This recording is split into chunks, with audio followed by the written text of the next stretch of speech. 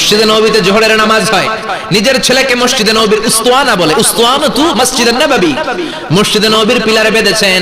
যেহেতু উনি খলিফা, মসজিদে নববীর ইমাম, জোহরের নামাজের ইমামতি করলেন, সালাম ফিরালেন, আসসালামু আলাইকুম ওয়া রাহমাতুল্লাহ, আসসালামু আলাইকুম ওয়া রাহমাতুল্লাহ। সালামের পর বললেন মাকানাকুম ইনদানা হাদ, সুন্নতের পর বসে যাবেন, আমাদের একটা হদ আছে।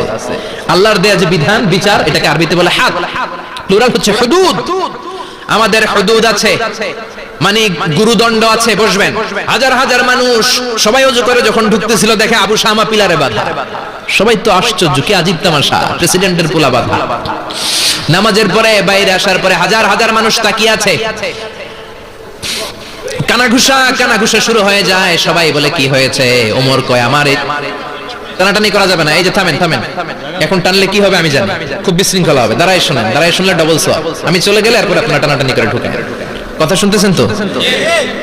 মনোযোগ আছে? লোকদের মধ্যে কানাঘুষা, প্রেসিডেন্টের ছেলে। কেউ কয় ওমর মনে হয় মারবে না, যেহেতু নিজের ছেলে তো ধমকি দিয়ে ছেলে দিবে। কেউ বলে না, ওমর তো এত সহজ মানুষ না, মদের বিচার তো 80টা বেদ, মনে হয় 40টা মারবে।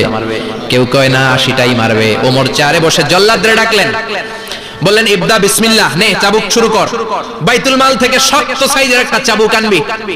জল্লাদ চাবুক এনে দাঁড়ালেন। ওমর বললেন ইবদা বিসমিল্লাহ, শুরু কর। জল্লাদ মারতে শুরু করেছে, ওয়াহিদ ইতনাইন তালাতা, 3টা মারার পরে এক থাপ্পড় মেরে জল্লাদকে 3 হাত দূরে ফেলে দিলেন। ধমক দিয়ে বললেন তুই চাবুক মারস নাকি চাকরি বাসাস? আসলে জল্লাদ কিন্তু আস্তে মারে নাই, দেহের যত জোর ছিল জোর দিয়ে মেরেছে, কিন্তু ওমরের পছন্দ হয় নাই। ওমর বলে ইনদাকা তালাতা ইনদি ওয়াহিদ, তোর হিসাবে চাবুক মারা হয়েছে 3টা, আমি ওমরের হিসাবে মায়ের হয়েছে 1টা। চাবুক আমার হাতে দে, আমি 2 নাম্বার থেকে শুরু করি। ওমরে ফারুক 2 নাম্বার শুরু করলেন, 2, 3, এক একটা চাবুক মারে, ছুপ করে চামড়া ছিলে, রক্তগুলো মসজিদে নববীর বারান্দার পিলারের মধ্যে লাগে। ওমরের যে শক্তিশালী দ্বিতীয় কোন পুরুষ মদিনার জমিনে ছিল নাকি? ওমরের হাতের মাইর।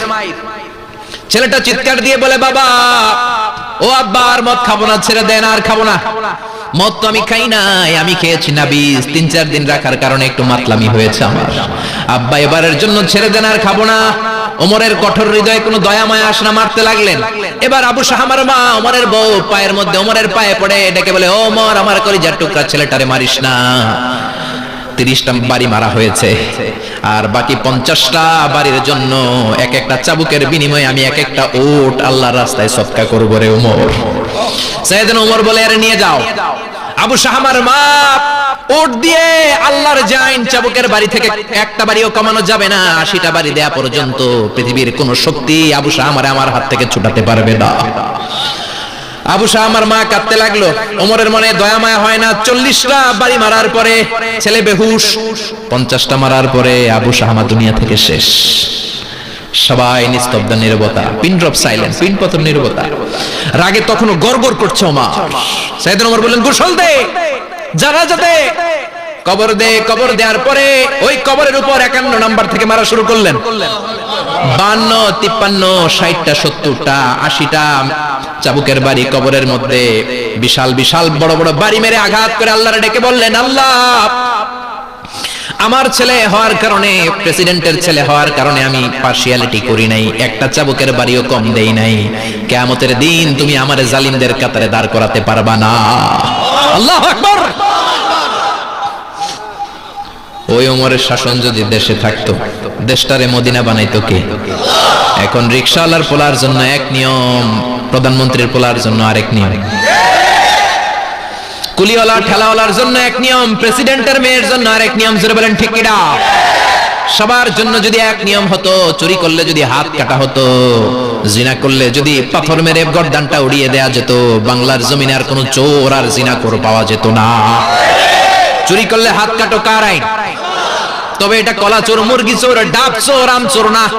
যেই চোরগুলো একটা কলমের সিগনেচারের খোঁচায় দেশের 1000 কোটি টাকা মেরে দেয়, ওই চোরদের হাত আগে কাটতে হবে। যেরকম ঠিক কিনা? এক কলমের খোঁচায় শেয়ার বাজার খাইয়া ফেলায়, হলমার্ক খাইয়া ফেলায়, দেশের টাকা সুইজারল্যান্ডে পাঠায়, ওই চোরগুলার হাত। জোরে বলেন ঠিক কিনা? এজন্য বিশ্বনবী বলতেন আসাদুহুম ফি আমরিল্লাহি উমর, আল্লাহর দ্বীন বাস্তবায়নে সবচেয়ে কঠোর সাহাবী ছিলেন ওমর।